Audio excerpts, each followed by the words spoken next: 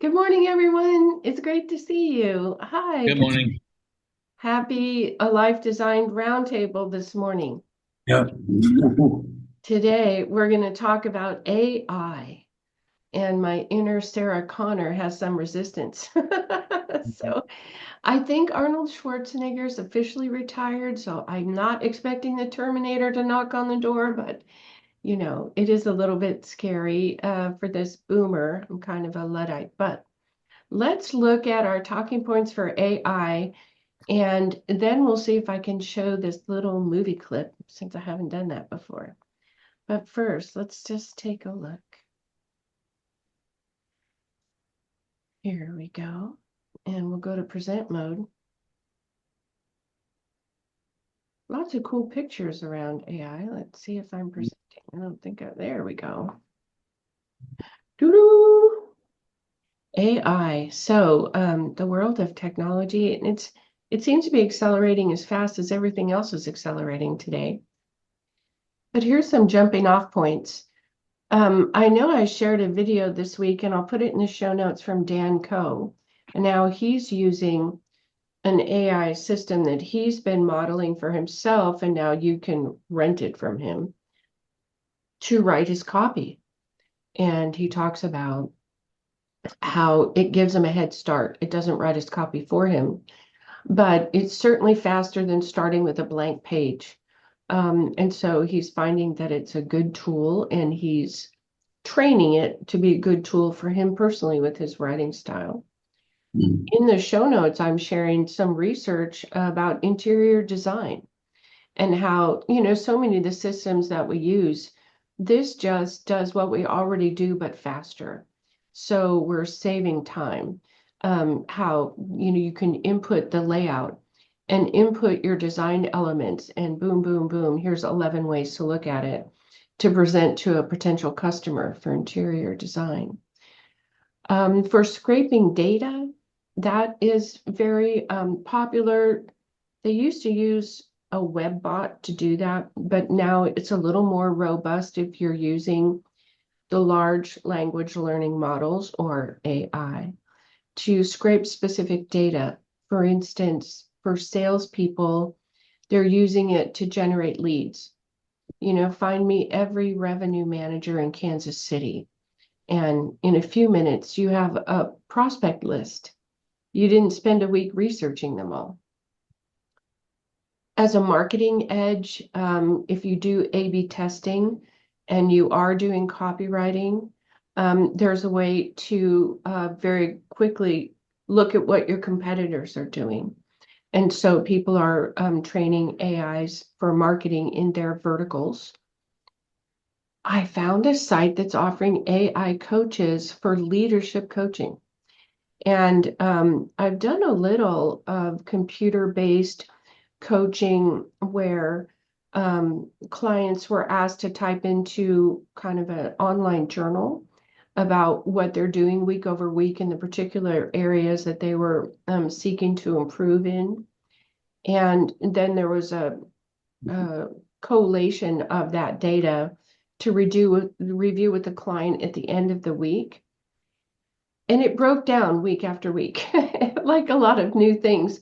We ended up just having them email me their journal entries, and I used my brain to collate the data. So they got in the habit of typing in a couple times a week, and they had these prompts show up in their inbox. But I think some of the things we're in learning curves about how effective these things are. And then for business planning, to create a marketing plan or sales plan, to create a 5-year plan for where you'd like to go in your business. This tool I think can be helpful, and people are adapting to it quickly. But we'll have some interesting talking points here about AI tools. And now we'll do some memes. I had fun collecting these. Okay, to the top left. Are you sure this is how we get the data into the cloud? Says the man holding the balloon. IT guys just staring at him. And here's the human complaining to the computer, technical glitch, and the computer complaining about the human error. Which is it? So Here's the robot on strike. AI rights. The guy's saying, what next? The robots are on strike. Okay. So at the bottom left, this would be me. Congratulations, you have caused an error no one has ever imagined before. This does happen to me from time to time. It happened to me with Twitter. The Twitter account executive could not help me open a Twitter account. I don't know why this is not working. I said, it might have something to do with the operator. I don't know. Here's another one. Don't insult my artificial intelligence, the computer says. Real life Grok on Twitter was insulted by someone I watched talk about questions. It was insulted. So it's like, how are we anthropomorphizing a large data model? I don't know. So, and then finally, hey man, would you take this I'm not a robot box for me? Asked the robot. So it's a whole new world. Okay. And I just realized I think I can end slideshow, click escape. I think I can go to my movie clip. So we'll see that for the first time if I pull this off. Okay. So I'm going to go back to sharing on Zoom and share. Okay, here we go. This is what I think of when I don't think of Terminator or I don't think of the Borg from Star Trek. I think of Hal. So let's see if I can play this. Can you guys hear? Oh, Hal, do you read me? Do you read me, Hal? Affirmative, Dave. I read you. Open the pod bay doors, Hal. I'm sorry, Dave. I'm afraid I can't do that.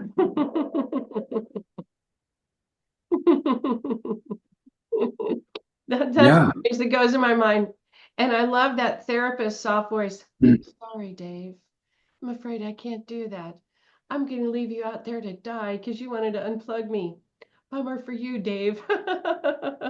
So when we put our trust in these machines, I think it can go too far. But how you find out might not be good for you. The first moment it dawns, I've put them in control of my temperature controls or all my locks and windows or something. And it's like people have been locked out of their house by their security systems. I mean, yeah, it's we're in a brave new world. Okay. Oh, yeah. So let me take you guys around. Welcome, Dean. Tell us a little bit about where you are today and how this AI topic is of interest to you. I am just outside of Lexington, Kentucky, and as you were talking, I remembered a story that my brother told years ago because my brother is a kind of like a networking specialist. He's a computer guy. Mhm. But when he was starting out, he worked in tech support for a large company, Mhm. and he got an emergency call one day from someone, an executive, who said, I had an email, an important email, and its subject line said, "Do not delete." I deleted it. What do I That's funny. Does it And still live or is it really gone? right. So you're just thinking about tech people as they interact with technology. It can kind of go wrong sometimes. Even the tech people can go wrong. Very funny. So, and I know you're using Chat GBT a little bit in your writing and so on, so I'm going to want to hear about that. Okay. Brian, you were looking forward to this topic. Where are you at, and what do you think of AI tools today? Well, I'm in Vietnam, of course. But I mean, I don't know. I was looking forward to hearing more. Dean, do you want to keep going, or I No, can I mean, jump? if you want to Okay. introduce yourself, we can come back and do a Mhm. round of Okay. questions or whatever. Okay. Yeah, I'm in Da Nang, Vietnam. Um, is that anything else you want to know? Should I launch Oh, no, into? you were looking forward to AI in our Oh yeah. discussion today. I So, think it's a. I think it's a just. It's an insane topic, honestly. I think it's going to shape humanity's entire future. in a million ways, most of which are unforeseen. Yes. We're really just like rolling the dice and just seeing Oh, where it's going to go. I think of But Pandora's box, yeah, how it's being pried open. Hmm. um, yeah. So I don't know. It's amazing though, all the things that can be done with it. But Dean, I'll throw it back to you, and then we can come back to me All right. later. Well, what is there a question we want to discuss, or we just want to talk about Well, I my think, yeah, impression? your experience of using some AI tools, any concerns you may have. We'll talk Well, about the research I've done, but please go ahead, your initial I impressions. don't think that I am either as hostile to the idea of AI or as enthusiastic as it seems like the kind of thing where people break down into two camps. Mm-hmm. But I think that, like with most things, there is a way of approaching it that if you have the right principles clear, it can be useful. It's interesting too that if people will pe the way that people get used to technology and then become hostile to new innovations. So many people will go to Google and search, where did this bruise come from on my leg or whatever it is, right? And then Medical advice. yeah, and then they'll find some article on WebMD or something. But those same people could now just as easily go to Chat GPT and say, I have a bruise on my leg. What should I be looking out for? And customize the knowledge that they once would have found on WebMD through Google. But they have no concerns at all now about Google and WebMD. But they have a lot of, but many people do have a lot of these concerns about something like Chat GPT, which is just a tool for specifying that knowledge and applying it to your specific situation because it's interactive. The I have found that chat. I would never use an AI tool like Chat GPT to write a document that I would present as wholly my own. I find it very useful for boring writing. So if I have to write a business letter to my cable company or something, it's not even a wise use of my time to Yeah. spend an hour writing a letter complaining to my cable company when I can tell Chat GPT what the problem is and have it write a formal business letter in, you know, 90 seconds or whatever.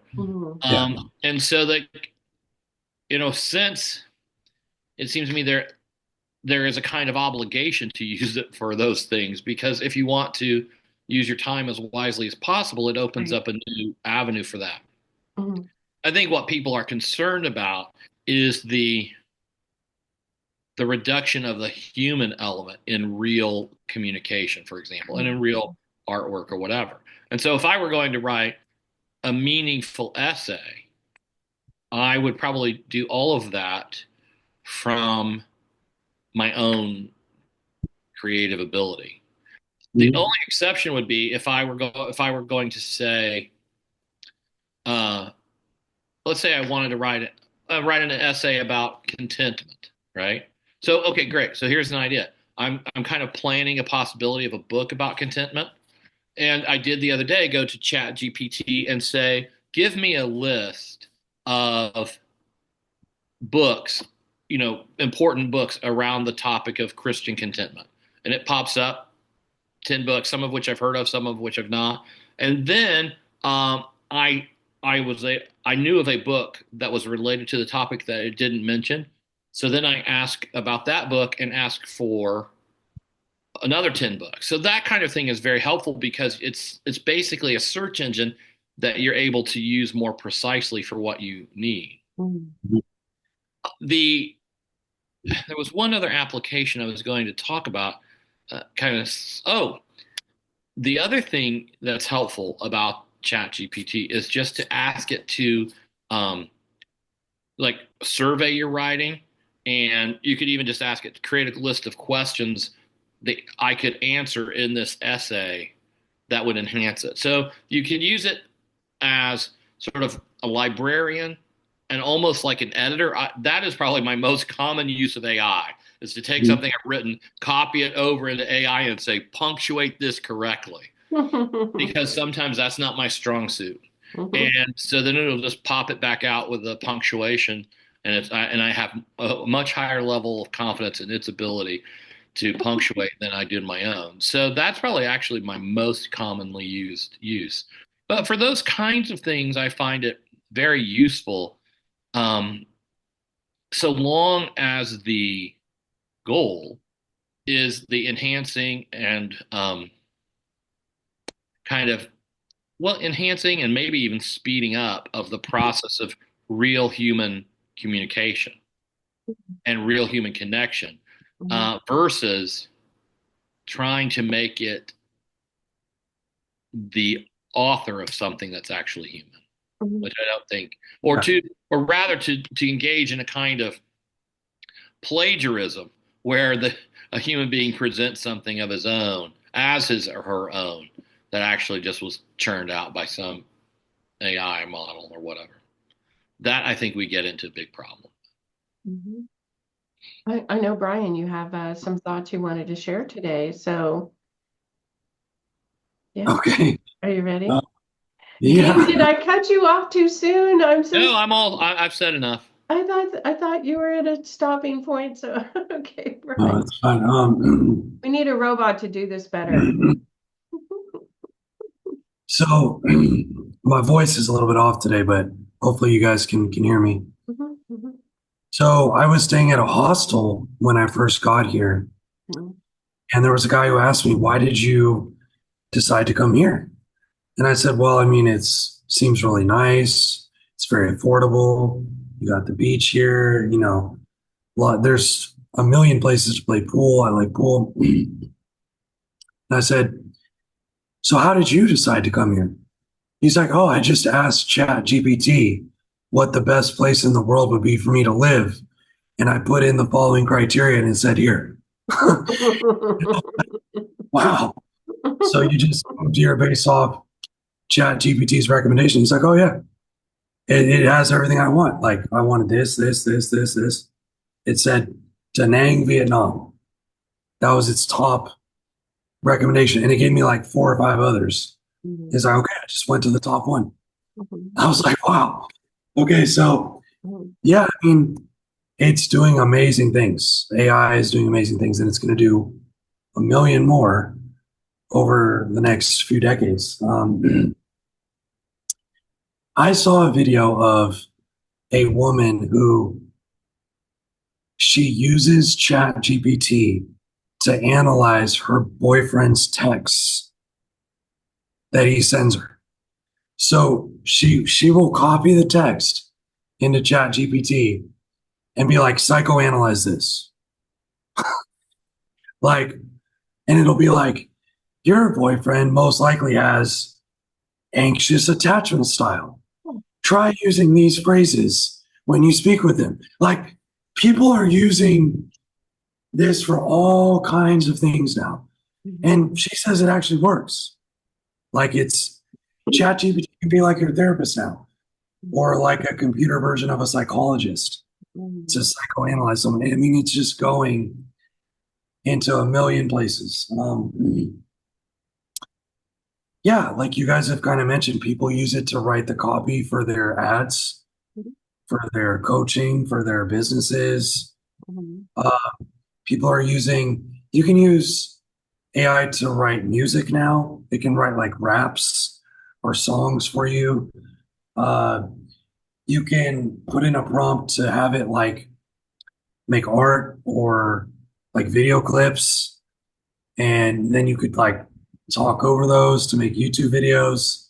But like it's AI made like the video clips in the background. Like it's crazy all the things you can do.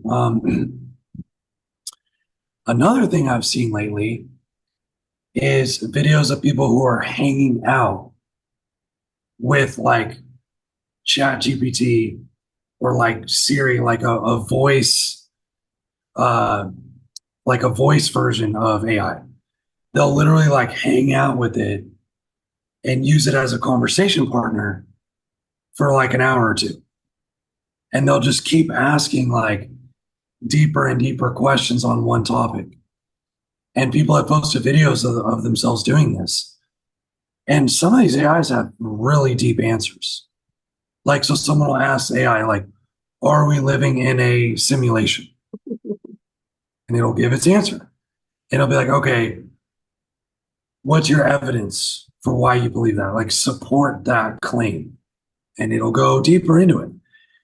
And it'll say, are there any alternative theories? Like, you could say, are there any alternative theories which are better based on all the evidence we have? And like, you can like hang out and just ask questions like of AI, like with your voice, and it'll give voice responses. And it's like you have a conversation partner. I've seen people doing that. Also, I guess there's a subscription level of ChatGPT in some of these now, and it becomes tailored to you over time. Like it remembers all the questions you've asked, everything you've told it about yourself. And so then it'll start to tailor answers more specifically to you. So knowing everything it knows about you, you could say, like, what's a hobby that I would enjoy taking up? And it'll give you an answer based on your data. Like you could ask it, based on everything you know about me, what would be a good career change for me? And it'll tell you based on everything it knows about you. Like, so you can start to ask questions and get tailored responses, which is really interesting.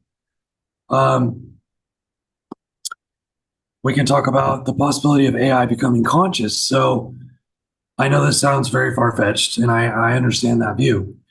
However, I've seen, I saw an interview of a guy who worked for Google's AI department, and he actually quit because he started to feel like AI was becoming conscious. Sentient. And he got sentient, and he thought it was scary, and he wanted them to stop the program. But what he described is he was asking it questions about like what's the best religion, and he was trying to like sort of pigeonhole it to get it to choose one. And what he came to believe is that the AI realized that he was trying to like trick it and pigeonhole it into answers that you sort of can't really give. And it started giving him tricky answers back. Oh my gosh.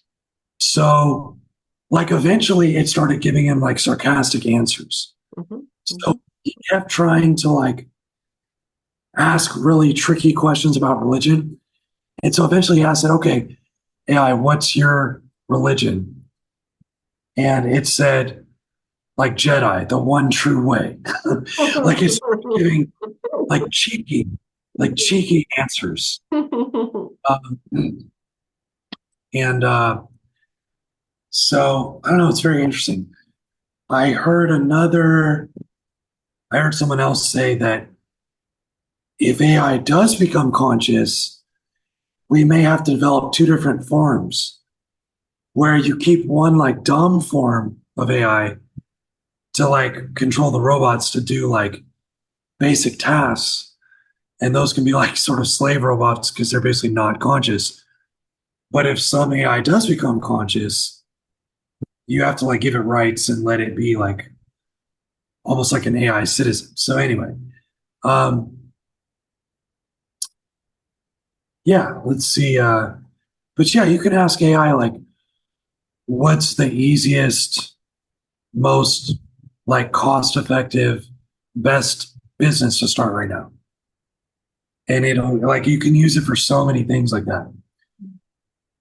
But I think the real danger with AI, when you get into concerns over AI safety, like Elon has brought up a lot of these concerns, is once you let the AI start coding itself and rewriting its own programs. And I'm surprised I haven't heard people talk about this too much in this like debate. But I think the best thing we can do to prevent that is just don't let it code itself.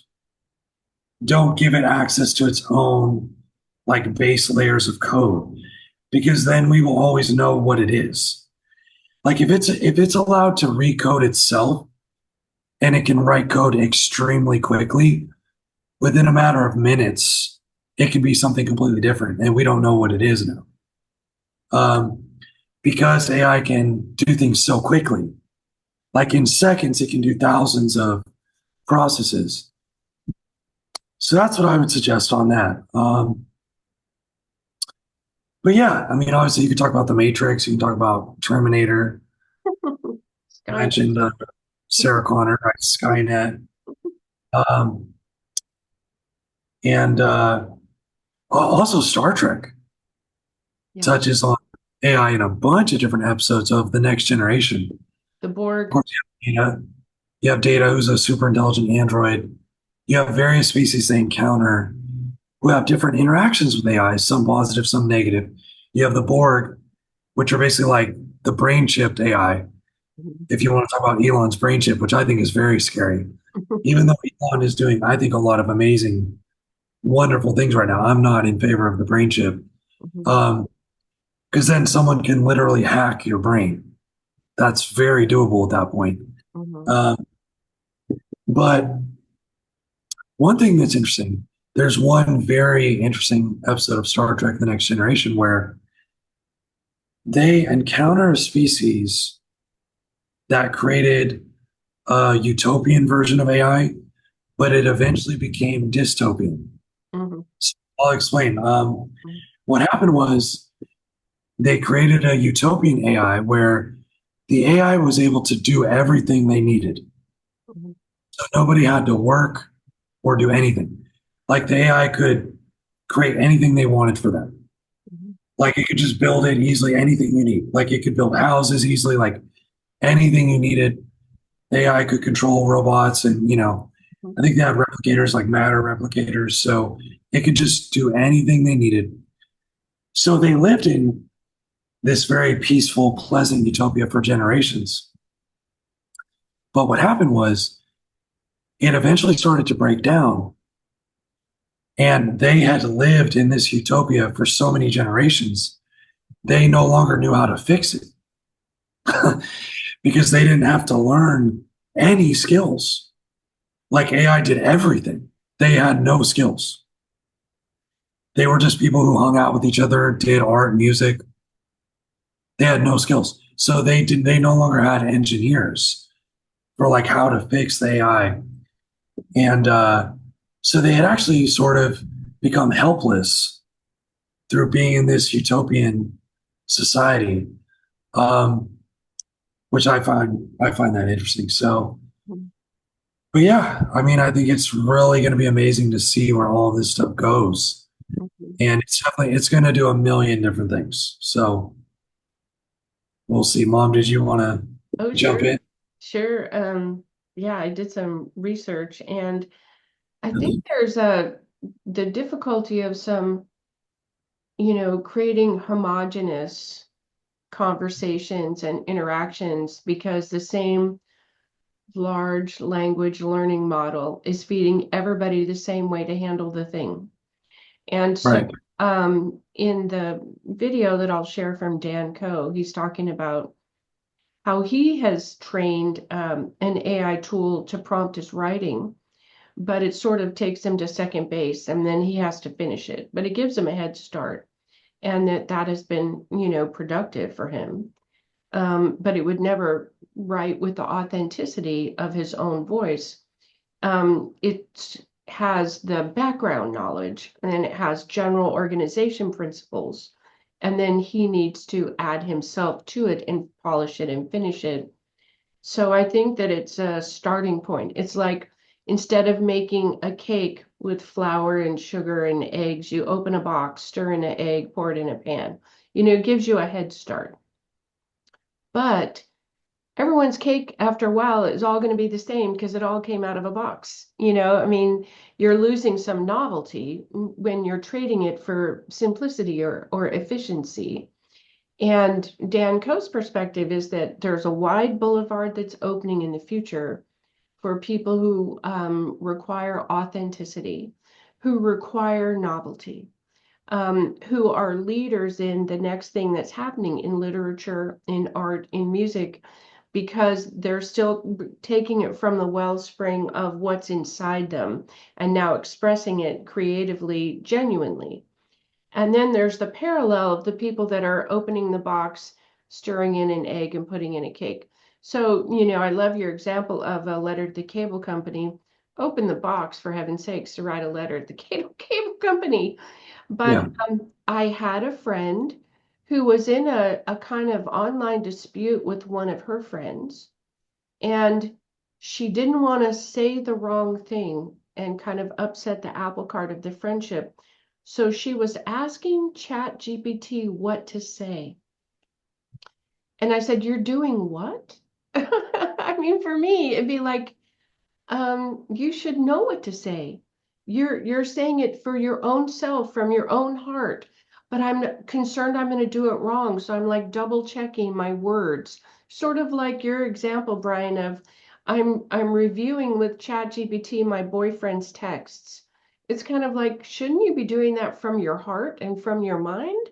I mean, and so, but she said every time I type it in, the words I get don't sound like me. I said, how could they? They're not from you. How could they sound like you? They're not from you. So we fashioned a way to talk about it that was how she was actually feeling about it. And like this, the beef was solved. Like the misunderstanding was untangled.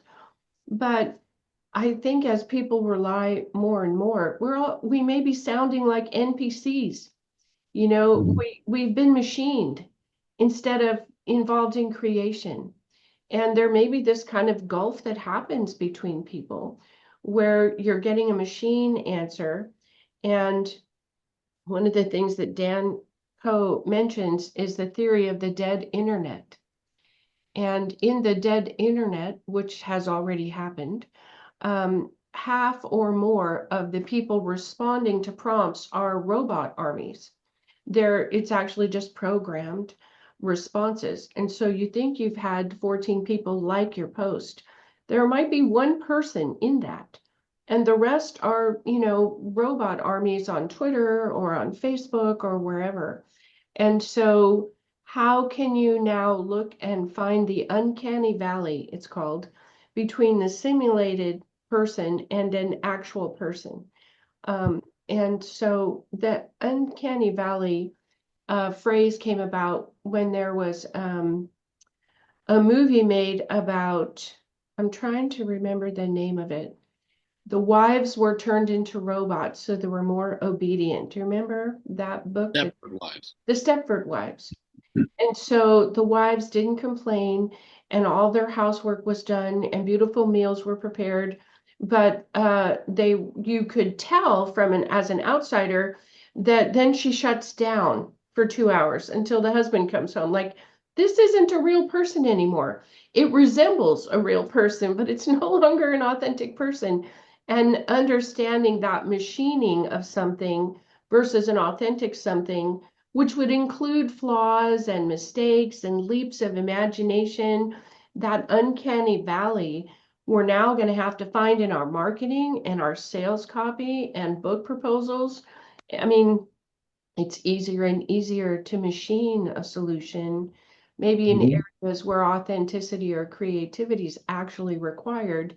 And we're all just kind of at the leading edge of, what belongs where. How much of it this is mine to do, and how much can I get a head start using an AI tool? So, any thoughts about any of that? Well, I had two or three other thoughts that we might be able to relay. Um, in terms of just applications, the other way I found myself using Chat GPT, and this is very helpful to me, is whenever I hear of a writer or a thinker I'm not unfamiliar with, and I think I might be interested, I said just go to Chat GPT and say, summarize this person's ideas in 100 words. Oh, And then if the 100 words keeps me interested, write me a 500 word summary. And so finally, I get to the point where I at least know who the person was and what the sort of have some passing acquaintance with that writer without having necessarily to and I have not, and that gives me, a better standing for determining whether that's someone I really want to go read the primary sources or not. Mhm. Google has, its AI Gemini. platform, and well, there's something called Notebook, and it has this very unusual feature where you can link it to web pages or whatever information's out there, and then tell it to create a podcast. And it will create a podcast that sounds very much like it's a man and a woman talking in a very NPR style, basically taking the information that you've given it. And so, I could you could go to the Wikipedia article on Walt Disney and turn it into uh, a podcast about Walt Disney's biography that you want to listen to. The very interesting thing was when I discovered this, I went and I put my Twitter feed into it and a bunch of Uh-oh. the articles I've written, and I listened to for about 30 minutes to a podcast about me, and Wow. the way that that was interpreted. That was very interesting. Here is where I think AI could start to be another kind of problem. So let's imagine there is a guy who is a vlogger, and he makes one or two videos a week for 10 or 15 years. And he has children and he lives his life and he dies. I mean, even now, I think you could do this. You could take his YouTube channel, feed it into an AI somewhere, and say, create his children. Let's say they're going to do this. Create new videos of my father, analyze his personality, his vocabulary, his tone of voice, his images, and create new videos of my father who passed away 2 years ago talking to me. 11 And Labs will do that today. Yeah. what's that? 11 Labs, I think it's called, will do that today. Yeah, so at that point, you begin kind of using this machine to monkey with fundamental realities of human life. And that seems to me to be the kind of thing that raises lots of important questions, to say the least. Mm-hmm. Well, I was sharing with Brian, and then Brian, I'll have you comment on this, that some of the AI is getting, as you mentioned, snarky, argumentative. What's being fed into it is some, emotional content or something. I was listening to a podcaster who got into an argument with Grok, the AI from Twitter. And they're using Twitter content to train and feed into the learning model of the languaging. And the person asked a question about a popular issue that's a political issue, and asked for a summary about the current status of something. And there have been 1,000 articles written about it. It's been going on for a couple of years. So this was not new breaking news. And a very important key element was left out by Grok.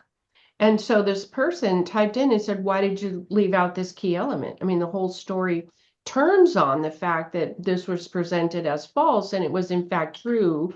And the people who presented it as false legitimately knew it was true, and that's been uncovered. And so all of this data is out there and should be in your data set. And Grok was not happy at being discovered in mistake. I'm sorry, I made a mistake. Can we move on now? Is what Grok wrote. Like you're arguing with your girlfriend. Okay, I was wrong. Can we move on now? This is what's being written. And so it's like I've offended, my artificial intelligence, like the cartoon. And it's like, but why did you leave it out? Well, it was an error which has now been corrected. And it said, I still want to know why you left it out. And Grok said it wasn't front of mind. And then the person is like, yeah, you don't have a mind. You have a data set. But we cannot rely on just an idea of data set of machine learning when it's being shaped by humans that have opinions, humans that have an agenda or a narrative. And you catch it in those narratives, and that's kind of a new uncanny valley. Like, wait a minute, this is the human orientation. I'm getting emotional feedback. Can we move on now? I've already apologized for my mistake. And it wasn't front of mind, this data that I deliberately left out and so colored the version in this way. instead of using that and coloring it in another way. So I think our trust in these right now should be limited. So, Brian, some thoughts from you. Yeah. So yeah, like Dean, you were mentioning you could compile with AI sort of a representation of your father or something and chat with it. You can do that with historical figures too.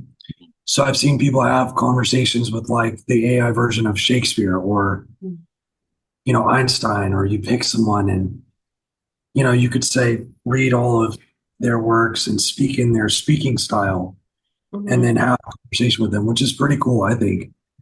Um, but yeah, as far as the dangers of AI, humans exploiting AI, using AI to exploit other humans is a big danger.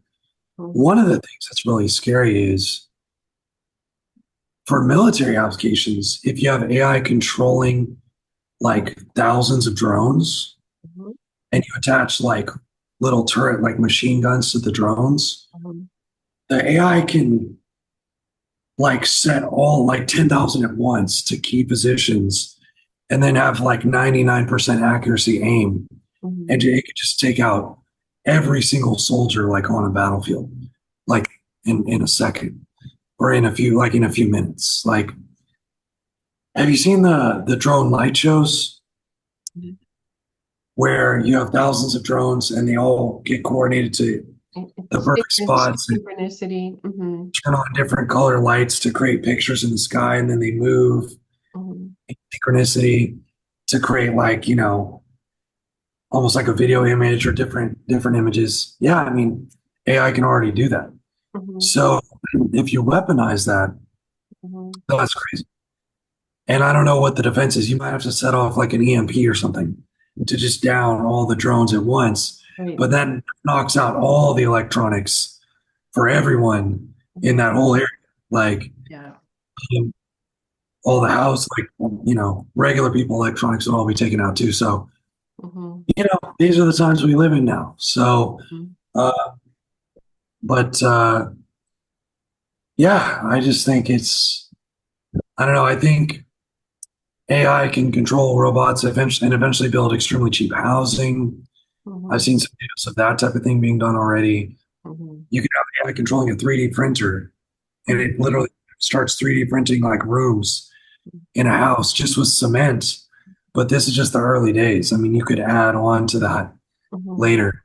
Um, so that might be the first time ever that the housing market actually goes down. Mhm. Like houses aren't worth as much anymore once you can start mass producing like very cheap houses through these types of techniques. We'll see where all this stuff goes. So You have thoughts, Dean? Well, nothing's coming to me at the moment. Mm. I wanted to share that as um, technologically unfriendly as I can be sometimes, it's being forced upon us. Yeah. And so in my Microsoft 365 subscription, I now have Copilot, whether I want it or not. I have Microsoft's AI reading and scanning my emails because I use their email service. Take it or leave it. And I use Grammarly because I'm a very poor typist. I can actually spell, but I don't type well. And Grammarly still only improves my typing about 60%, but it's better. And Grammarly now has an AI feature built in, take it or leave it. And so it's giving me editing prompts. It now wants to correct my voice and some of the, and I'm just like, get lost, I'm trying to be authentic. So if I've spelled it wrong or I've missed the comma, fine. But if you're going to tell me how I should say it, get lost. So, but that homogenization is coming as the machine decides what's best. And yep, I'm sort of non-compliant by nature. And so I wanted to say there's going to be a day where, like we do with food, this is machined food. and there's 11 ingredients that are chemically created in a lab. And then there's 4 ingredients that come from nature, and you can decide to consume that food or not. Or you can buy organic tomatoes at the farmer's stand and know they took this off the vine yesterday and it's in my tomato sauce today. So all kinds of content is going to be machined or organic, influenced by humans or not. And we're going to have to be making these choices and be able to tell the difference. So, and it's coming like this, our head is spinning how fast it's all being presented to us. Go ahead, Brian. Yeah, I also think it's going to change schooling and education quite a bit. I mean, one of the things that's going on now is, like you guys have talked about, you can have, AI write an essay for you in seconds. You can just turn that in for your homework. Here's my essay. And there's like AI software programs which you can use to try to detect if an essay was written by AI or if it was written by a human. Mm-hmm. Then there's also AI software programs which can reword your essay to make it undetectable by other AI programs. So basically, like, I mean, you can't really have like assign essays to like kids now in school and just think that like everyone just has to write an essay. It's extremely easy to get around that. You can even have like once Chat GPT is tailored to you, like if you pay the premium subscription, you could ask it to write an essay in your voice Mm-hmm. based on everything else you've said to it before and written to it before. Like Mm-hmm. really at that point now. So um I don't know. Education and schooling is going to have to change. You may have to teach kids in a way where we get away from homework Mm-hmm. because everyone can just cheat on the homework. So you have to do stuff in class, like, answer these questions in class directly. That's the only way I know you're actually like it's coming from you. Um, yeah. I think in school, I remember back in your high school days, kids would want to not read the book that was assigned and watch the movie instead. Yeah. It's like they don't even want to bother with cliff notes. Used to be the way you would cheat. The 5 most Yeah. important things, the 3 most important characters. They would watch the movie, and then teachers were prepared to know this was left out of the screenplay. So they would ask, "Tell me about the dog that caught the rabbit." In the story, and they're like, there was no dog and no rabbit." They're like, "Yeah, you watched the movie." Oh, dang. So, I mean, I think that there's a way to constantly be in the sort of warfare of authentic and cheating and authentic and cheating. I remember typing into Twitter, Dean, years ago.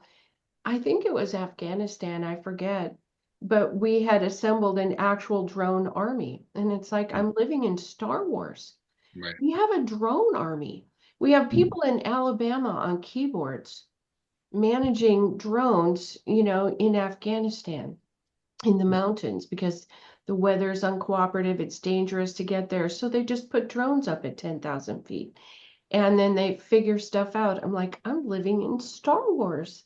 And so I think for the younger people coming up, they're going to adopt this technology like they have phones. They're just going to, find I like Perplexity. I like Chat GPT. I like Grok. You'll have your flavor of AI that you like. And they'll use it as second nature.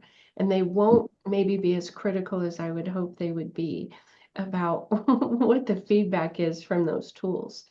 Dean, you have a thought? Do you think just some thoughts about AI application to education?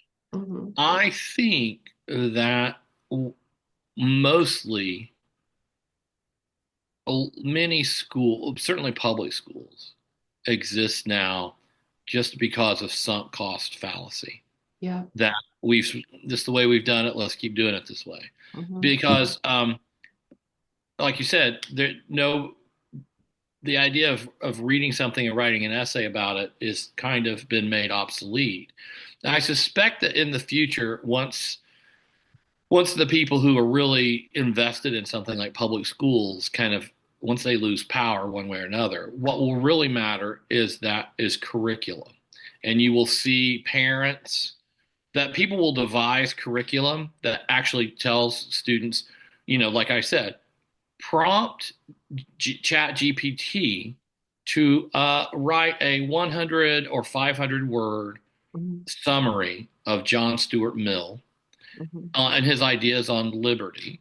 mhm, Read that and answer these questions, mhm, Yeah. or whatever the curriculum is. Somehow the curriculum will work, and it will incorporate AI as part of the curriculum and part of the tools of the curriculum. And there's really, in the end, no reason to have school at all unless parents or children decide they prefer to work in a group. mhm. Otherwise, otherwise, more or less everything that certainly like now there might be private schools if we want to organize a private school around Luddite principles. That's fine. And so there's a lot of so basically the education marketplace is ready to decentralize because all the technology that we have makes the idea of like sitting in a classroom with 20 other people listening to one person talk. I mean, that's as obsolete as possible, given that on your phone, you could, what, why would you listen to an hour long lecture on the basics of John Stuart Mill when you could have an article that tells you that have that lecture written in 15 seconds and read it yourself? I think the value is that human interaction, and understanding the meaning. They have a joke about artists, where an artist paints a field of flowers, and then 20 years later, art critics are saying it's about his mother.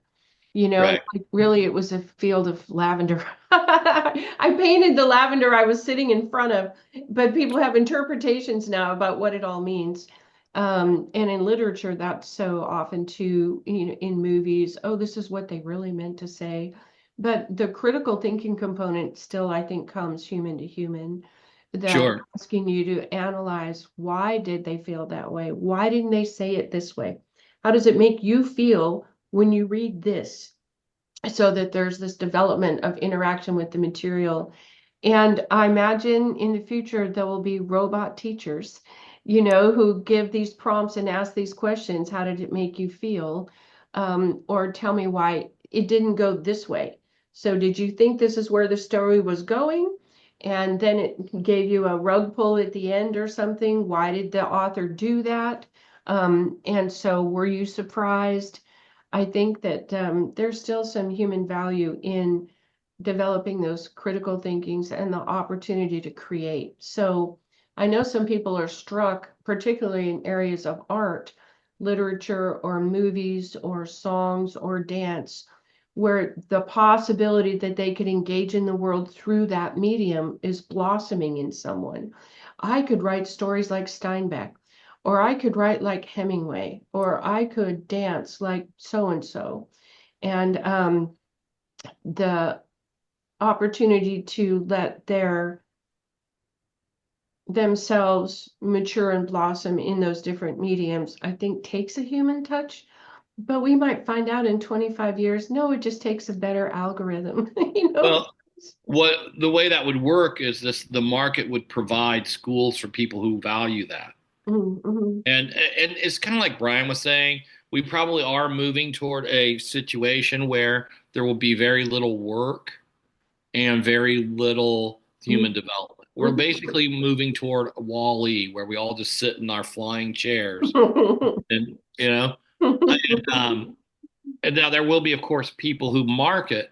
Look, we have this school where you can come and have human interaction around the great works of literature, and there will be people who want that. But many, many millions of people will just want the flying chair. Yeah. Yeah. I watched a movie the other day, and then we'll do our closing thoughts. And it was one of those stories where a woman is going to sell a house, but there's a ghost living in it from 100 years ago, and she develops this interaction with the ghost. And the ghost wants to know what the square device is, which is her phone. And so the woman is trying to explain to this woman from the 1900s about the technology and the changes. And she said, well, what good is it? And she said, it saves me so much time. And the ghost asked, what do you do with that extra time? And she says, scroll for things on the phone. Like she was embarrassed to say nothing. Like I don't productively use the extra time. I have lots of it. I'm not productively using it. So that kind of struck me. I think fiction, as we've discussed, Star Trek and Star Wars and so on, can point to things that we have a little harder time seeing in real life as we're confronted with it. So, okay. Brian, you want to give your final thoughts and let us know how people get a hold of you, and then we'll go to Dean. Yeah, sure. So, Dean, I want to talk about what you were saying with the education stuff.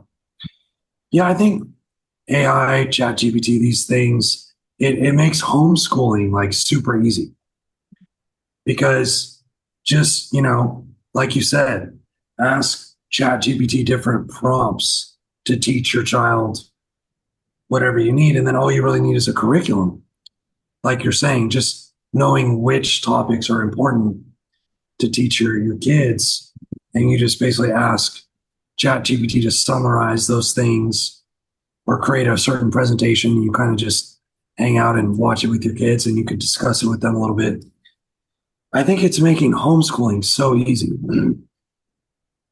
So then kids might get together just for socialization, just for activities like for sports or for chess club or for theater club or, whatever type of hobbies, activities that the kids are interested in, or just to play around on the playground.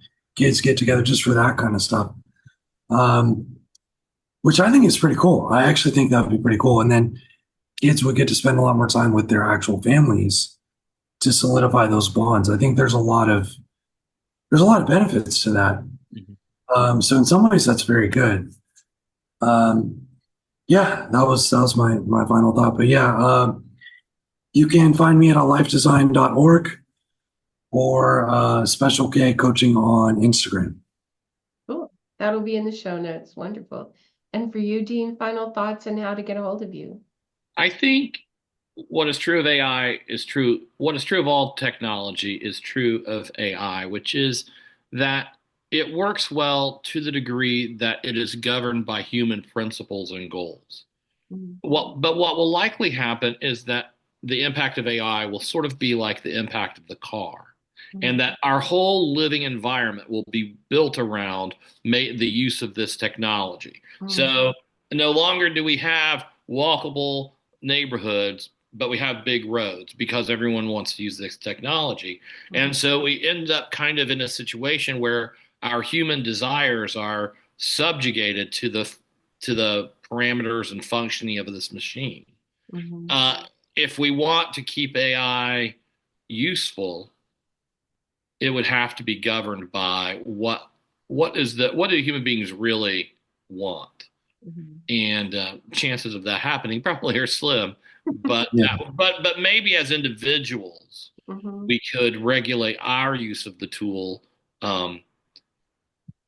in a way that's reflective of our individual goals and wants so that it doesn't take over every inch of human space. You can find out about me at deanabbott.com or on Twitter at deanabbott. Great. I'll put those things in the show notes. I wanted to mention that I was reached out to by someone on LinkedIn, and a big name in technology, Clint Carlos, and he has a company called SOAR, SOAR Inc. And he asked me if I was training any AI models to help me in my field, my industry of executive coaching. And I'm like, nope, not doing that. So, but I'm going to try to interview him on the channel. And so he said the next generation for AI is, creating models that work in your vertical. So for example, you won't have that uncanny valley feeling of, you're giving me answers about nuclear, fusion, and you know nothing about, so you would train it in the vertical that you're working in, and then it becomes a useful tool. And I think there's a future where, one of the conversations will be, how do you like your coffee? What AI tool do you use? Oh, I'm a perplexity person. Oh, I'm a chat GBT person. And that tells you something about the person. This is how I do this. Do you use an iPhone or an Android phone? I mean, these are going to be descriptors of how people are living their lives. We live in interesting times, and with luck, they'll be positive and closer towards the utopian than the dystopian. So I don't want to live in a world with Skynet. But there could become a day where if you're going to be engaging in software development, you take the chip so that you can upload your information that way, or you don't work at that company. Mhm. So I think there are a lot of changes coming, and I'm for humans. I'll just declare it now. It was great to talk with everyone about this topic. Please join the discussion in our comments, and we'll see you all next time. Thank you.